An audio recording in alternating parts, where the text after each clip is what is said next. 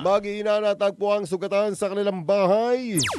Naging palaisipan sa mga pulis kung sino ang suspect na sumaksak sa mga biktima. Alas 6 ng gabi nitong nakarang Sabado sa Purok 7, Barangay Pantay Bata, Tanawan City, Batangas na mangyari ang walang awang pagsasaksaki ng mga mag-iina na sina Alice Brenda at mga bata na sina Brianna at Faith sa loob ng apartment na kanilang tinitirhan. Narinig lamang ng kapitbahay ang pananagoy at paghingi ng tulong ng mga biktima.